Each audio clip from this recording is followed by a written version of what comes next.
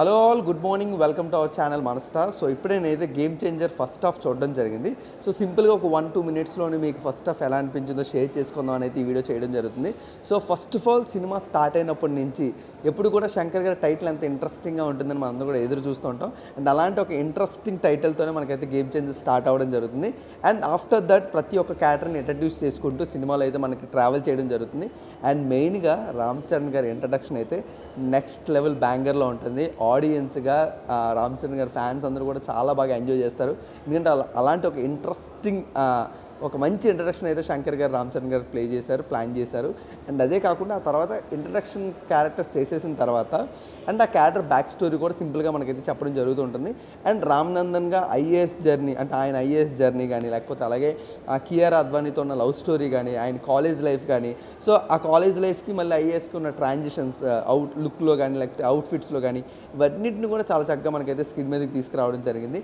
And అదే కాకుండా శ్రీకాంత్ గారి పర్ఫార్మెన్స్, ఆయన రోల్ కూడా చాలా ఇంట్రెస్టింగ్గా ఉంటుంది. అండ్ మనకి మెయిన్గా ఎస్జే సూర్య గారు, ఆయన క్యారెక్టర్ కూడా చాలా లెంతీగా ఉంది, చాలా ఇంపాక్ట్ఫుల్ క్యారెక్టర్ అయితే ఉండబోతుంది. అండ్ అదంతా కూడా మనకైతే క్యారెక్టర్స్ అన్నిటిని ఇంట్రడ్యూస్ చేసుకుంటూ మనకైతే ఒక పొలిటికల్ బ్యాక్డ్రాప్లో సెటప్ చేశారు. ఐఏఎస్ ఆఫీసర్ వర్సెస్ గవర్నమెంట్ అని చెప్పుకోవాలి, లేకపోతే పొలిటికల్ పార్టీ అని చెప్పుకోవాలి. సో ఆ పార్టీలోనూ ఒక 2-3 పీపుల్స్తో ఇప్పుడైతే ఫైట్ అవ్వబోతుందని అయితే మనకి ఫస్ట్ హాఫ్ చూసినప్పుడు చాలా సింపుల్గా అర్థమవుతూ ఉంటుంది.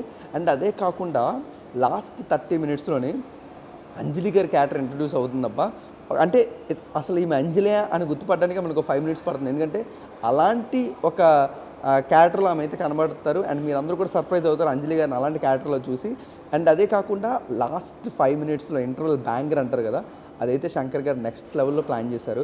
ఆ బ్యాంగర్ చూసి వస్తున్నప్పుడు ఆ హై ఉంటుంది కదా మనకు ఫస్ట్ హాఫ్ చూడగానే, సో అలాంటి హైని అయితే మనకు ప్లాన్ చేశారు. అండ్ ఒక 2 సాంగ్స్ అయితే మనకు ఫస్ట్ హాఫ్లో కనబడడం జరిగింది. దోప్ సాంగ్, జరగండి సాంగ్.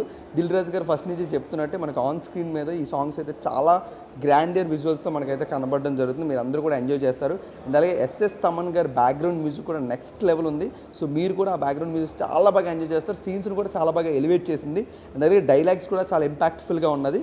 బట్ ఒక రెగ్యులర్ పొలిటికల్ బ్యాక్డ్రాప్తో స్టోరీ వస్తుంది కాబట్టి ఫస్ట్ హాఫ్లో ముందు క్యారెక్టర్స్ని ఇంట్రడ్యూస్ చేసి ఐఏఎస్గా తను ఏం చేశాడు అనేది ఒక 2-3 సీన్స్లో మనకు చాలా పర్ఫెక్ట్గా చూపించారు. But I'm eagerly waiting for the second half, ఎందుకంటే అప్పన్న క్యారెక్టర్ ఇంట్రడ్యూస్ అవుతుంది. అండ్ వాళ్ళ బ్యాక్ స్టోరీ అంతా కూడా సెకండ్ హాఫ్లో మనకు రివీల్ అవుతుందని అయితే మనకు చెప్పడం జరిగింది. సో దాని గురించి చాలా ఈగర్గా నేనైతే వెయిట్ చేస్తున్నాను.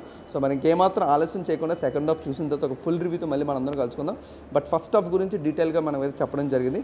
సో మీరు కూడా తప్పకుండా ఈ గేమ్ చేంజర్ అయితే థియేటర్స్లోనే చూసి ఎంజాయ్ చేయండి. మళ్ళీ ఫుల్ రివ్యూతో మళ్ళీ మనం అందరం కలుసుకుందాం. Until then keep watching our channel.